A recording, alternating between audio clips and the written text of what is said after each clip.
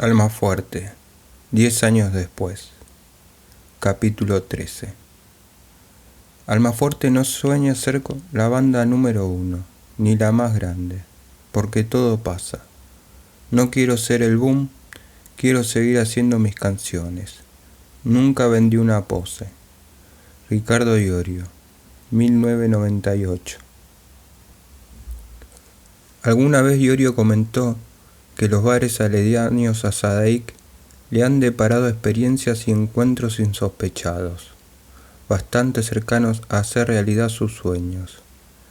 Es que en esos locales conoció personalmente a folcloristas como Domingo Cura y Argentino Luna, y también a figuras del tango, populares y no tanto, como Alberto Podestá, Nacho Whisky o el legendario compositor Enrique Cadícamo, de quien aprendió lo que es dosificar mejor sus gustos. Personas como Nacho Whisky me escuchaban hablar y se me arrimaban, cuenta Iorio. Nacho es de esas personas que tienen la cualidad de mirar a los ojos y darse cuenta de cómo es la personalidad de cada uno. Es un loco escritor, como tal vez seré yo cuando llegue a su edad. Aunque cueste creerlo, no son pocos los testimonios que coinciden en señalar que hubo un tiempo en el que Iorio le donaba parte de sus regalías a unos tangueros bastante mayores que merodeaban por Sadaic. Aquello, sostiene el músico, era su propio homenaje a los poetas de la ciudad que alguna vez fueron reconocidos autores. Conocían las fechas de cobro y me esperaban. Siempre que pude los ayudé. Siempre fue así, añade el metalero. De ahí que en aquellos bares Iorio haya recibido grandes satisfacciones. Otra de ellas fue sin duda la de conocer personalmente a Javier Martínez, el baterista de Manal, un músico a quien Iorio admiraba desde hacía mucho tiempo atrás. En la carrera artística del músico existe una referencia temprana en lo que puede encontrarse el fruto de esta admiración. No es mera casualidad que en sus épocas de hermética haya elegido el tema Porque hoy nací de Martínez, para cerrar el mini LP Intérpretes, cuando el grupo componía canciones con ritmos desenfrenados. El mismo Iorio describe cómo y cuándo conoció al que es considerado el creador del blues en castellano. Estaba en uno de esos bares y por intermedio de Clavito, un músico amigo que le habló de mí, Javier se acercó y me saludó. Javier es una persona importante para mí y tengo bien presentes sus composiciones, que son mucho más simbólicas que la de otros grupos que hoy en día son más famosos que Manal, dice. Aunque el libro Guinness no lo registra, Javier Martínez posee el récord de tiempo de ejecución en la batería, más de 40 horas tocando y parando solamente un promedio de 5 minutos por hora para alimentarse. El propio Iorio puede certificar que semejante maratón detrás de los parches no es ningún verso, que es la pura verdad. Javier es un campeón. Un día fue a nuestra sala en Ramos Mejía y tocó desde las 6 de la tarde hasta las 6 de la mañana, tocando temas de Deep Purple, Dio y Black Sabbath. Ya cantaba. Al final, al tiempo tuvimos que decirle, loco, te tenés que ir.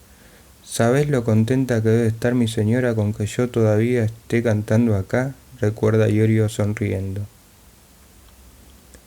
Javier Martínez es otro de los músicos que quedaron prendados de la energía que desprende Iorio y de la contundencia de su discurso.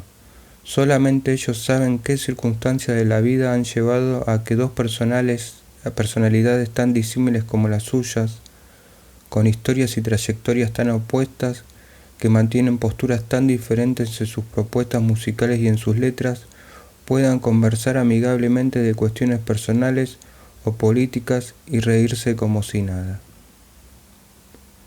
Hablando sobre la admiración que siente por Martínez, Iorio confiesa en dónde comenzó a gestarse su sociedad musical. Como si fuera un sueño, una vez me propuso que yo toque el bajo en una banda donde él tocaría la batería. Javier quería hacer giras por Barcelona, Madrid y Nueva York, pero al final no lo hicimos porque yo no soy de esa onda. En su momento también me propuso que músicos como Papo y él y yo nos encontremos todos los jueves en un club, pero como yo vivo muy lejos de la ciudad, tampoco me pude enganchar en esa, y no sé si ese proyecto se pudo llevar a cabo o no. Iorio fue seguidor de Manal desde chico. Coleccionaba los discos del grupo y pateaba largas horas para comprarlos, cambiarlos y vivir en ese ambiente. A partir de lo que conociera personalmente, la relación que entabló con Javier Martínez se hizo cada vez más fuerte y se consolidó con el correr de los años. No se ven seguido, pero cada vez que se encuentran es claro que los sentimientos y las impresiones continúan intactas. Dejando a Javier Martínez, a Sadaik y a los autores tangueros a un lado y retomando la historia de Iorio con Almafuerte, hay que señalar que el regreso a la actividad discográfica en 2005 no significó un cambio importante en la rutina del grupo. Un nuevo disco en vivo, el tercero de su historia, celebrando 10 años de vida, reuniendo grabaciones de 2 presentaciones en el Estadio Obras en mayo del 2004. Muchachos, aunque uno lo repita, es inevitable. La satisfacción de Almafuerte es decir, qué lindo, loco. Acá me soñé cuando era chico y acá estoy hoy siendo un hombre. Hasta mis hijas me están mirando. Se lo escucha decir en ese disco, antes de cantar Ruta 76. Bonaerense Ruta 76. Sendero ayer transitado, por los pampas de Catriel, con rumbo al sauce corto para visitar. Indios ricos de Ventana y loncos de Curamalal. Para algunos es pasado, para otros es tradición. Corral de piedras yo he levantado, donde amargar mi sangre en tus márgenes barros, Ruta 76. 1995 and 2005. 10 años es un disco tan auténtico como un concierto de Almafuerte. Su portada refleja felicidad en 4 rostros cubiertos de torta, lo que resulta un detalle inusual para el grupo y un ejemplo de que el paso del tiempo no significa solemnidad para Almafuerte o de que la audacia no conoce límites. Daniela Botinelli, fotógrafa del grupo y responsable de reunir a los músicos en esa particular sesión, recuerda que la realizó en la sala de ensayos de la banda en Ramos Mejía. Cuando hacía sus planes para esa sesión, a la fotografía le habían rondado en la cabeza imágenes vinculadas a las tomas en vivo. Sin embargo, el día que llegó a la sala con su equipamiento, entendió que había olvidado un detalle. La banda a retratar era Almafuerte. Después de una distendida charla propuse comenzar las tomas fotográficas, cuenta Daniela. Pero alguien me dijo, faltan las tortas. Sinceramente no me atreví a preguntar nada más y consideré que lo mejor era esperar. Y sí, finalmente llegaron 4 tortas rebosantes de crema, las cuales sencillamente se estrellaron en los rostros de los músicos, tal como quedó registrado en las fotografías de la portada del disco. Daniela Botinelli conoció a Ricardo Iorio en el año 1988, en la casa de Marcelo Tommy, y al entrar en contacto con el metalero, quedó impresionada por un detalle. Por ese entonces, Hermética ensayaba ahí los sábados por la tarde, recuerda. Una de esas tardes, Ricardo estaba dando una nota, creo que para un fanzine, y en un momento dado su entrevistador le preguntó cuándo había sido la primera vez que hizo el amor. Todos quedamos boquiabiertos ante semejante pregunta, pero Ricardo no. Con Diana en brazos y su clásica campera de cuero, Iorio rápidamente contestó: la primera vez que hice el amor fue el día en que engendré a mi hija. Antes de trabajar con Almafuerte, Daniela se dedicaba a fotografiar otra banda como Orcas y Los Redonditos de Ricota. Ahora que está por cumplir 7 años como fotógrafa de Almafuerte, cuenta sobre el grupo. Tienen un sentido estético muy particular. Es sin duda un estilo propio, y eso muchas veces desorienta al ojo artístico, de quien intenta explicar algo tan simple y complejo como es el arte en su expresión más amplia. Yo creo que Ricardo Iorio, desde sus primeras búsquedas estéticas en B8, fue un absoluto provocador. No solo logró provocar al establishment, a la cultura impuesta, sino también a la cultura que intentaba ser alternativa. Creó y recreó su propia imagen y generó un vínculo visual con su público. Definitivamente, considero que Ricardo fue y será el rebelde entre los rebeldes mismos. Con respecto a lo musical, el propio Iorio cuenta sobre 1995 a 2005, 10 años. En su momento escuchamos el material que teníamos grabado en vivo y dijimos, está bárbaro, vamos a hacer con esto un disco. Y lo hicimos. Es un recuerdo para la gente que fue a vernos esas 2 noches, para que cuando lo escuchen puedan decir, mirá, en este recital estuve yo. También es una especie de choreo, porque no tenemos la plata necesaria para hacer algo nuevo en estudio. Es una manera de poder decir, estoy haciendo esto, declararía Iorio, el autor de este libro, en los camarines de Obras, el 22 de mayo de 2005. Los conciertos como los de esta noche son parte de los festejos de una banda que ya cumplió 10 años sin difusión, remató. ¿Sin difusión? Ricardo Iorio lo sabe. Es consciente de que la música de Almafuerte no es un número puesto en emisoras como FM La Mega, pero también sabe que últimamente sus canciones suenan en varias radios importantes e incluso como cortinas de programas de TV. Lo sabe, pero prefiere despotricar y alegar que nadie difunde su música. Se me escucha en esos espacios porque se paga, nada más. No difunden mi música porque les gusta, le dijo a un periodista de la revista Epopeya en octubre de 1999, y remató la frase añadiendo, al que quiere entender lo que es el negocio de la música, yo le digo para que sepa que si se pasa una canción nuestra en la radio es porque se les pagó, no porque le guste al operador o al locutor. Marcelo Caputo coincide en esto con Iorio, aunque va más a fondo todavía. Almafuerte está vedado, rezonga. Pocos medios difunden su música. Nunca vas a escuchar un tema de Ricardo en el programa radial de Elisa del Bernasi. ¿Por qué? Porque el director de la radio no lo pide. Si Mario Pergolini, Eduardo de la Puente o Juan Di Natale pasan un tema de Almafuerte cada tanto en Rock and Pop, es porque ellos quieren.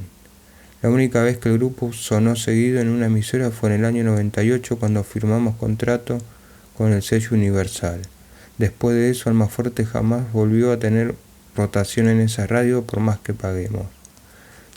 Caputo asegura que en 2 de las ocasiones en que el grupo tocó en Obras en 2005, la productora Pop Art pidió una audiencia con el director de FM Rock and Pop para solicitar mayor difusión para el grupo, con vistas a esos conciertos. Sin embargo, las cosas no cambiaron, evidentemente. Iorio y Almafuerte seguían crucificados. Cumplieron únicamente con la pauta publicitaria paga y nada más. Se limitaron a eso, asegura el manager. ¿Con Hermética sucedía lo mismo, Caputo? Sí. A fines del 93 y principios del 94, el grupo metía a 4.000 personas cada 40 días en Stadium, y casi nunca sonaba en la radio, a excepción de Heavy Rock and Pop. Hermética no fue difundido en otros programas de esa emisora, ni siquiera cuando DBN le compró todo el catálogo a Trípoli Discos, que incluía varios grupos de rock nacional como Ataque 77 y Los Auténticos Decadentes. Esos grupos sí fueron difundidos en Rock and Pop, pero Hermética no. Almafuerte decidió celebrar sus 10 años de vida durante todo el 2005, y 10 años no son un número para nada insignificante, tratándose de una música que conoce de indiferencia, de persecuciones y hasta de debates sobre su validez como expresión cultural. La historia más reciente de Almafuerte quedó signada por un hecho clave, y es que el grupo fue convocado para participar en varios festivales de diversa índole organizados en el país. En 2005, en octubre, por ejemplo, tuvo la posibilidad de tocar en el Festival Pepsi Music en calidad de acto principal junto a Megadeth. Y entrado el 2006, llevó su música a los festivales de Villa Gesell, Chascomús, Varadero y Cosquín. Hasta se dio un gustazo con sabor a revancha a aparecer junto a la plana mayor del rock argentino en la película Que sea rock, dirigida por Víctor Olivera. Siento un orgullo muy grande por aparecer en ese film, expresa Iorio. Esa película me beneficia porque ahora soy parte del rock nacional, y eso es algo por lo que luché durante mucho tiempo. Por fin pudimos romper con esos prejuicios. ¿Justicia a tanta resistencia? ¿Reconocimiento tardío? ¿La habilidad de Marcelo Caputo para colocar al grupo en las ligas importantes del rock argentino? ¿O el simple despertar de los empresarios para darse cuenta de que el más fuerte es un número que convoca a mucho público? Un poco de todo, dirá Iorio como respuestas a tales interrogantes. El reconocimiento llegó principalmente por el propio peso que se ejerce al perseverar. Aparte, comercialmente el más fuerte suma, no resta. Una anécdota interesante relacionada con estos asuntos es el hecho de que Marcelo Caputo haya tenido que apelar a la aparición del más fuerte en esa película para obtener la contratación del grupo en la edición 2007 del Festival Cosquín Rock y de este modo haya sacado provecho de la situación. Dialogando con uno de los productores del evento, en un momento dado, el manager se enteró de que ni el más fuerte ni ningún otro grupo de metal pesado estaban en los planes de los organizadores del festival. «Pero el más fuerte no toca heavy metal», exclamó Caputo al tiempo que apeló a su ingenio para convencer al productor, que parecía firme en su propósito del otro lado de la línea telefónica. Ante la sorpresa del productor, enseguida el manager explicó: «Claro que no es heavy metal. ¿No vio usted que el grupo aparece en la película que sea rock con todos los grupos importantes del rock nacional?» «Sí, me enteré», respondió el productor. «Y bueno, amigo, si usted entiende del tema, entonces se habrá dado cuenta de que el más fuerte es rock nacional, no es heavy metal. Vamos, me extraña, hombre». Hubo un silencio como respuesta, que se quebró cuando el promotor de Cosquín admitió con un tono entre tímido y avergonzado: «Sí, es cierto, Caputo, usted tiene razón». A partir de ese momento, el diálogo continuó en otros términos. Como resultado, Almafuerte finalmente fue contratado para participar en la edición 2007 del festival.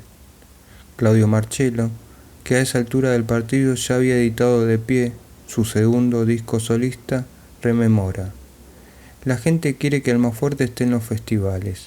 Una vez tocamos en Necochea y yo estaba sentado en una vereda. Pasó Ricardo Mollo en una camioneta, porque también tocaba Divididos en la misma ciudad.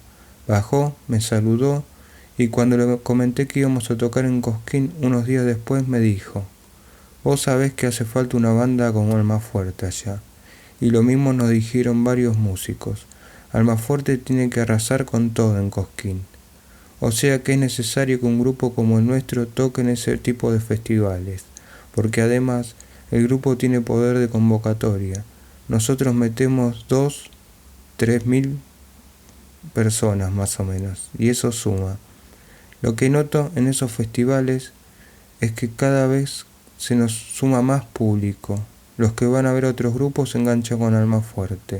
Por eso también es muy importante cómo se encara al público en este tipo de conciertos». El propio Iorio hoy admite que siente un especial interés por los festivales.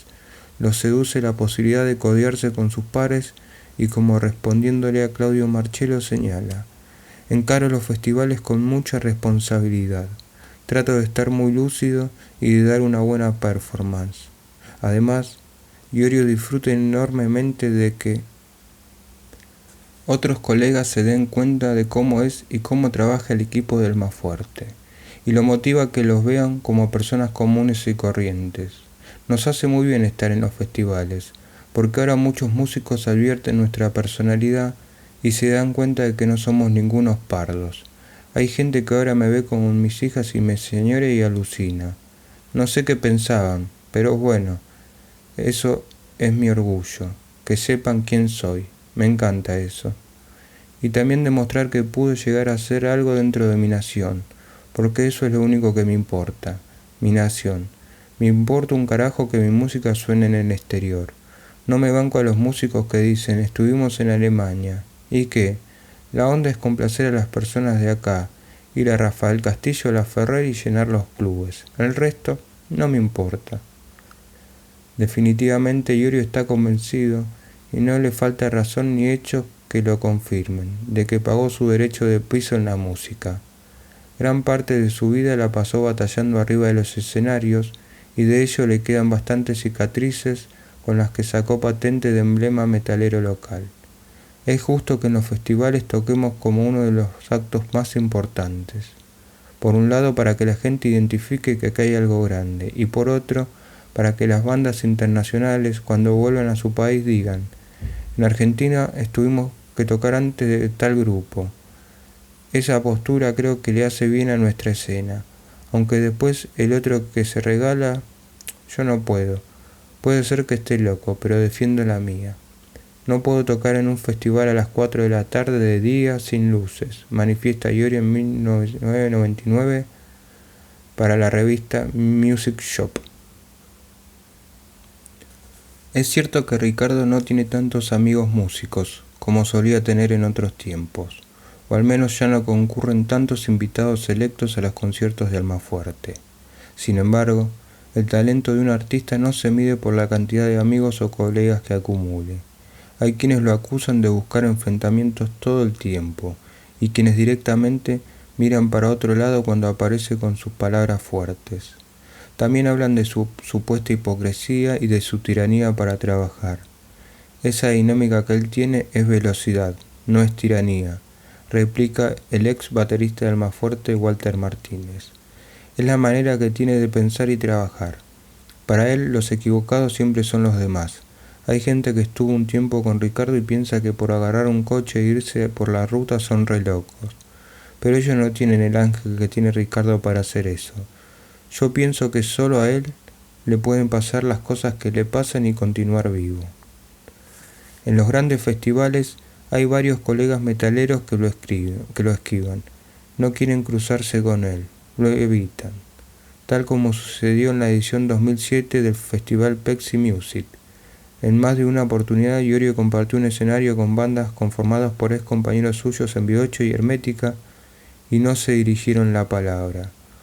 Quienes los detestan, los descalifican todo el tiempo, dicen que está loco y enfermo, que es inmanejable, que tiene un doble discurso, que es un ser patético o despreciable, que como bajista nunca tuvo una base técnica importante, que maltrata a la gente y que ve enemigos por todos lados. Hasta algunos periodistas le temen. Pero es seguro que se dicen de él tantas cosas malas como buenas y dependiendo de quién las diga, uno puede intuir la intención que ocultan. En esta biografía ya hemos tocado la cuestión más de una vez, de si el discurso de Iorio es o no es agresivo, de si es genuino, de si acaso es una maraña de contradicciones. Hemos señalado también que todas esas cuestiones son difíciles de abordar y de responder, y que dependen mucho de quién juzga en cada caso al músico y de qué época se trate. Lejos de querer dar una respuesta final a ellas, o de pretender tenerla siquiera, creemos que está claro que Iorio ha cambiado de perspectiva y de ideología a lo largo de su carrera musical, y también que ha sido reconocido por su entorno como un hombre de personalidad compleja y, ante todo, fuertemente atrayente. Mundi Epifanio confiesa que después de haberlo conocido en la edición 2004 del Festival Cosquín Rock, los integrantes del grupo español Residentes no dejan de preguntar por Iorio, porque todavía no pueden creer todo lo que hizo en un viaje en combi que compartimos con él desde el hotel hasta el lugar del concierto. Quedaron totalmente alucinados y se divirtieron como locos con Ricardo, con todas sus cosas y sus historias. Y eso que en España el delirio es grande, Pero Iorio cambió y mucho. Como hemos citado en capítulos anteriores, fue domando su locura y su irascibilidad. Un día común del cimarrón metalero consiste en atender a sus animales, su huerta, ver televisión. Me sé la programación completa del cable, más cuando no tengo caballo para irme, reconoce. Visitar amigos, pasear con su familia y recorrer el pago con otro tipo de caballos, los que tienen motor y ruedas. En el campo está más calmo. Ese soy yo, suele decir ahora. Y comenta cada vez que debe ir a la ciudad por algún compromiso, se pone visceral y violentazo. Pero los cambios que ha tenido el músico son también de otra índole.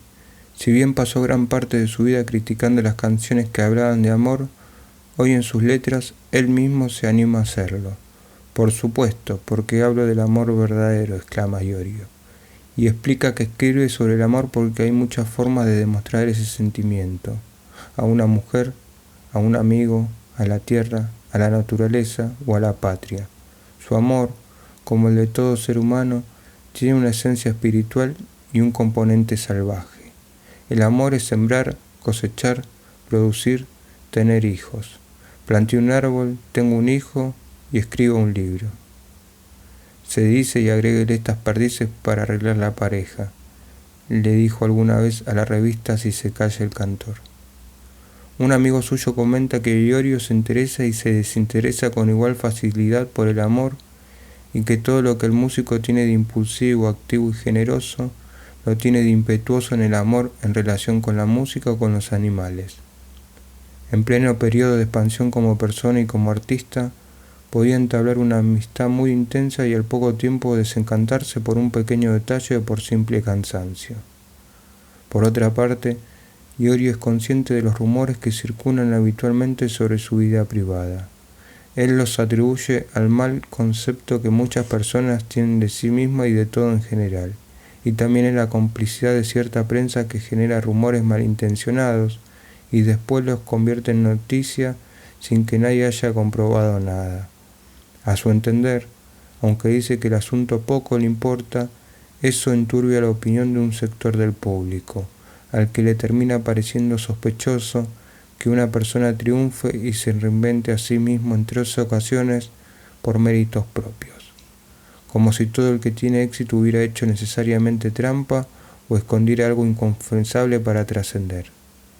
En una época, Ana Mourini y Marcelo Tommy Moya vigilaban que cierta prensa y ciertas personas que no le gustaban a Ricardo se mantuvieran a distancia, ya que desde esa perspectiva se podía observar mejor quién se acercaba al músico y con qué intenciones. Es que la relación de Iorio con un sector del periodismo siempre fue bastante singular.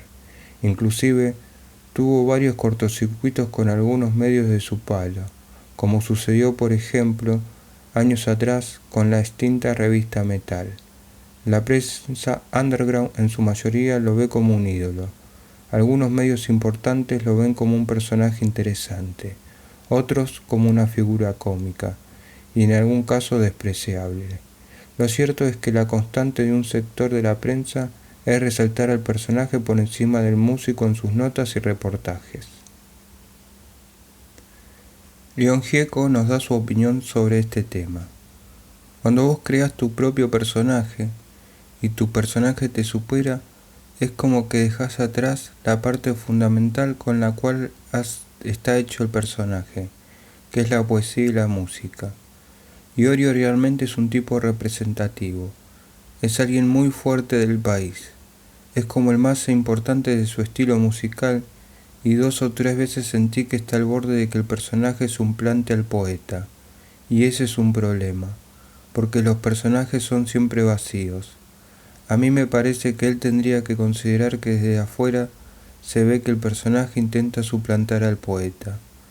Hace mucho tiempo que no lo veo y yo no soy quien para darle un consejo, pero a lo mejor soy alguien, a lo mejor soy un amigo.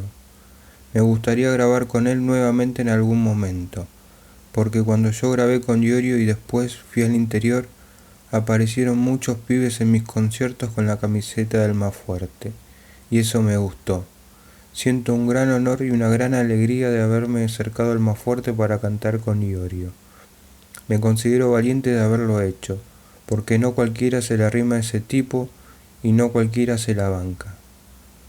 Gustavo Roweck se permite una opinión y un análisis similares a los de Gieco.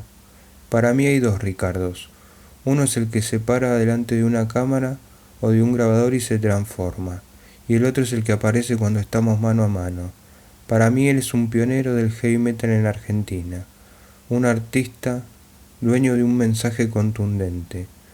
Hay un montón de cosas de su ideología que no comparto para nada y que me parecen nefastas, pero él las defiende a capa y espada, y por eso lo respeto muchísimo. Hoy creo que es un poco esclavo de su personaje, porque el Iorio que yo conocí no tiene nada que ver con el de hoy. Y eso no le hace bien porque es un tipo muy talentoso. Es un músico brillante. Personalmente es mucho mejor persona de lo que quiere pintar ante los medios. Fran Blumetti opina, por su parte, que Iorio tiene una imagen pública y una personalidad muy fuertes. Como todo ser humano tiene cosas admirables y otras que no. Es como el José Luis Chilaver del rock. Es un tipo polémico porque dice lo que piensa, y eso es algo que debería ser admirado. Hay cosas suyas con las que estoy de acuerdo y otras no, por supuesto, pero me parece muy piola que tenga el coraje de decirlas. Creó un personaje del metalero argentino, y su personalidad ha tenido varias facetas.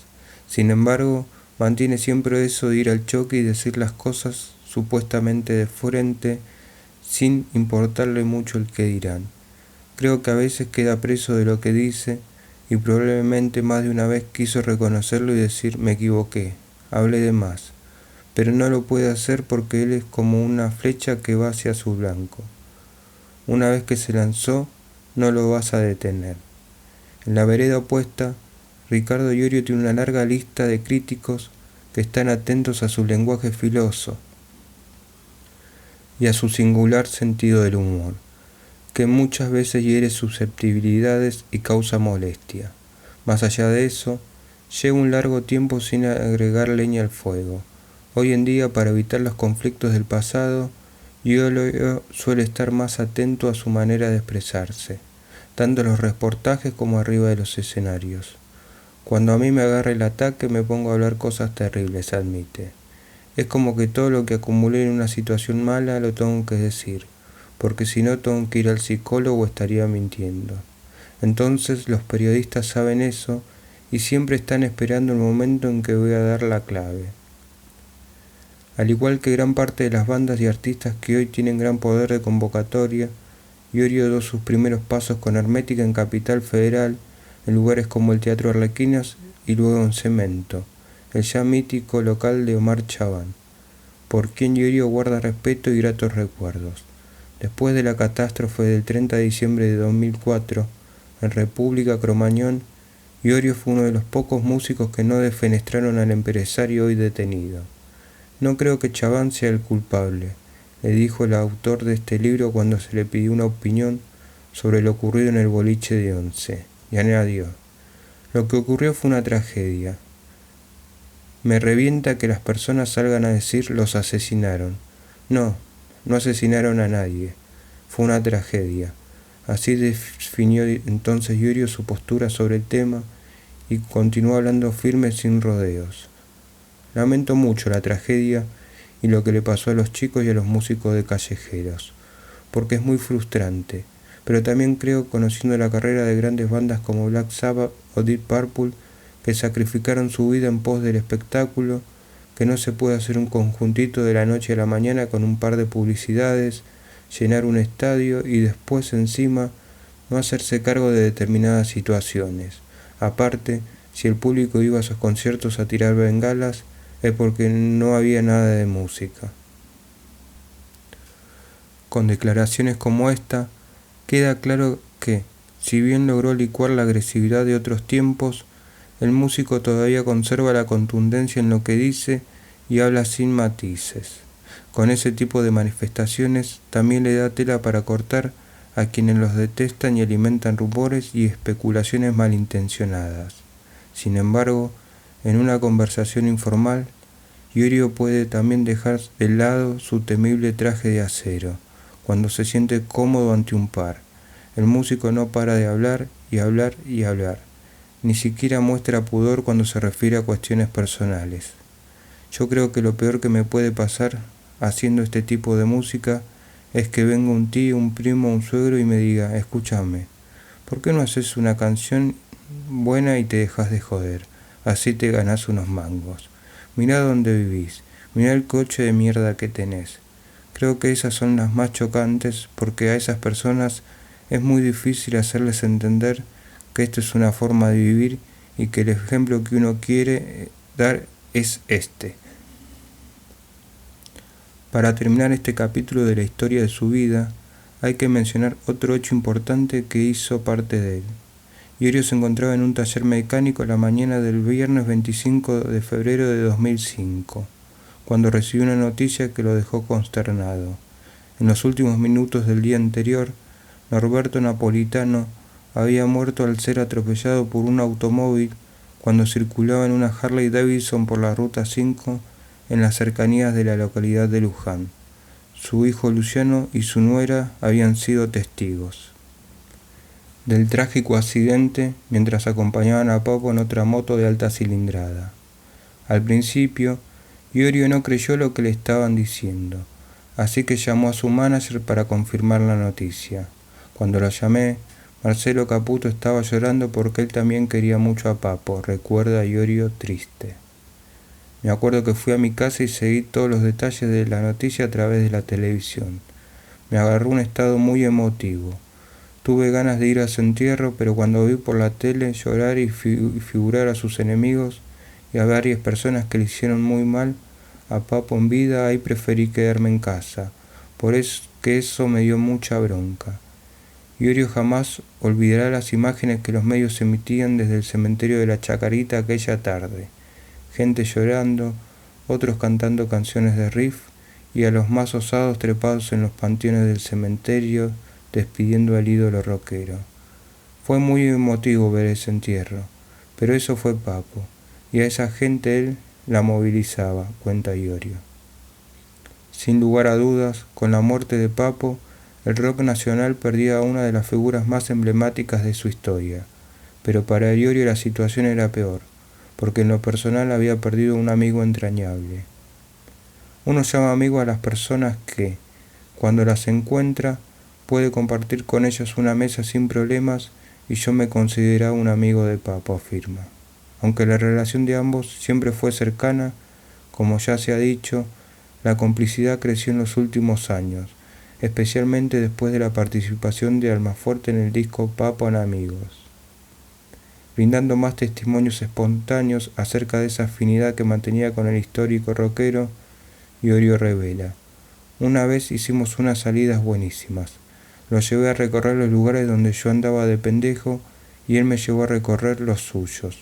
Lo gracioso fue que a todos los lugares a donde lo llevé a Papo me lo agradecieron, y a donde él me llevó le agradecieron por haber llevado a Iorio.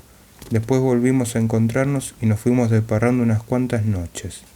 El músico extrae además de su memoria un recuerdo que atesora muy profundamente: una presentación en Entre Ríos de Papo Blues y Almafuerte. Fue impresionante ese concierto, porque yo siempre estuve relacionado con la gente que tocaba con él, como el Gordo Bolsa, a quien conozco desde que yo era adolescente. Para concluir, Iorio exclama airado: Papo falleció. ¿Y quién creen que le dio trabajo a su fletero, al dueño del micro de gira y a su sonidista? Nosotros, Almafuerte. ¿Recordás cómo recibiste la noticia de su fallecimiento? Y triste. Triste porque además su muerte me pegó por la manera como sucedió.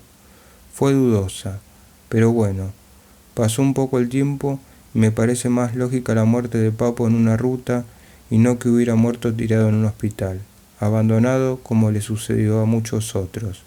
Yo sé que él está esperando en el más allá para volver a encontrarse conmigo. Como puede apreciarse, la pérdida de Papo golpeó a Iorio de un modo muy fuerte. Desde entonces, el cantante siempre se muestra compungido por el deceso del músico, que fue una de sus mayores influencias y que alguna vez se refirió a su persona en la revista Rolling Stone: un hombre que tiene una visión de bondad hacia el mundo.